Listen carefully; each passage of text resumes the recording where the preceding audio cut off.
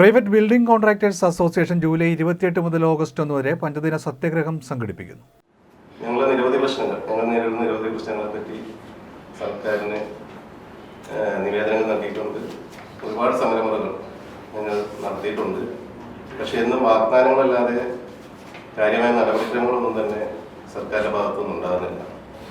അതിൽ പ്രതിഷേധിച്ചുകൊണ്ട് സംസ്ഥാന കമ്മിറ്റിയുടെ നേതൃത്വത്തിൽ 5 ദിവസം നീളുന്ന ഒരു സമരപരിപാടി, പഞ്ചദിന സമരപരിപാടി തിരുവനന്തപുരം സെക്രട്ടേറിയറ്റിന് മുമ്പിൽ സംഘടിപ്പിക്കാൻ ഉദ്ദേശിക്കുന്നു. ഞങ്ങളെ സംബന്ധിച്ചിടത്തോളം ഈ പ്രൈവറ്റ് കരാറുകാരാകുമ്പോഴത്തേക്കും ഞങ്ങൾക്ക് പ്രത്യേകിച്ച് ഒരു ആനുകൂല്യങ്ങളും സർക്കാരിൽ നിന്ന് ലഭിക്കുന്നില്ല. ഞങ്ങളുടെ പ്രധാനമായിട്ടുള്ള ആവശ്യം എന്ന് പറഞ്ഞാൽ സർക്കാർ ഞങ്ങൾ അംഗീകരിക്കുക എന്നുള്ളതാണ്. ഞങ്ങൾക്ക് ഒരു ലൈസൻസിങ് സമ്പ്രദായം ഏർപ്പെടുത്തിക്കൊണ്ട് സർക്കാരും മറ്റ് വിവിധ വകുപ്പുകളും നടത്തുന്ന നിർമ്മാണ രംഗത്ത് ഞങ്ങൾക്ക് അതിൽ പങ്കെടുക്കാനായിട്ടുള്ള അവസരം സൃഷ്ടിക്കണമെന്നുള്ളതാണ് ഞങ്ങളെ പ്രധാനപ്പെട്ട ആവശ്യം. ഈ ലൈസൻസിങ് സമ്പ്രദായം ഏർപ്പെടുത്തണമെന്ന് പറഞ്ഞുകൊണ്ട് ഞങ്ങൾ നിരവധി സമരങ്ങൾ നടത്തിയിട്ടുണ്ടെങ്കിലും പരിഗണിക്കാം എന്നുള്ള ഒരു വാക്ക് മാത്രമേ സർക്കാരിൽ നിന്ന് ലഭിക്കുന്നുള്ളൂ.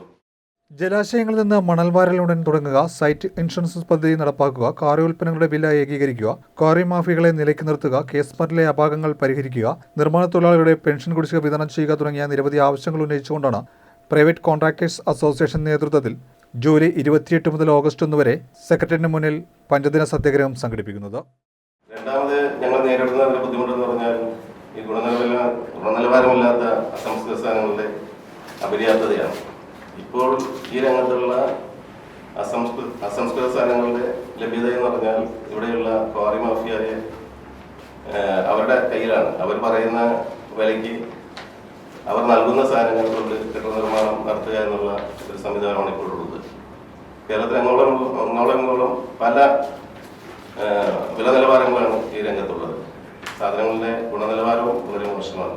ഇതെല്ലാം ഉപയോഗിച്ച് കെട്ടിട നിർമ്മിക്കുമ്പോൾ അതിൻ്റെ ഗുണനിലവാരമില്ലായ്മ പലപ്പോഴും ഞങ്ങളെ സംബന്ധിച്ചിടത്തോളം ഒരു ഭീഷണിയായിട്ട് നിലനിൽക്കുകയാണ്. അതുകൊണ്ട് തന്നെ ഈ രംഗത്ത് കൃത്യമായിട്ടുള്ള ഒരു വില നിലവാരം കേരള സംസ്ഥാനാടിസ്ഥാനത്തിൽ തന്നെ ഉണ്ടാകണം. സാധനങ്ങളുടെ ഗുണനിലവാരം സർക്കാർ ഉറപ്പുവരുത്തണം എന്നുള്ള അഭ്യർത്ഥനയും ഞങ്ങൾ മുന്നോട്ട് വെച്ചിട്ടുണ്ട്. ഈ മണൽ വാരൽ എന്ന പ്രക്രിയ സർക്കാർ പലപ്പോഴും അവർ പറയുന്നുണ്ട് മണൽ വാരൽ ഉടൻ പുനരാരംഭിക്കുമെന്നല്ല. പക്ഷേ ഈ ക്വാറി മാഫിയയുടെ നിർബന്ധത്തിന് വഴങ്ങിയിട്ടോ മറ്റോ അത് നടപ്പിലാക്കാനുള്ള സർക്കാരിന് ആ ഒരു ഇച്ഛാശക്തി ഇല്ല എന്നുള്ളതാണ് ഞങ്ങളുടെ ആക്ഷേപം.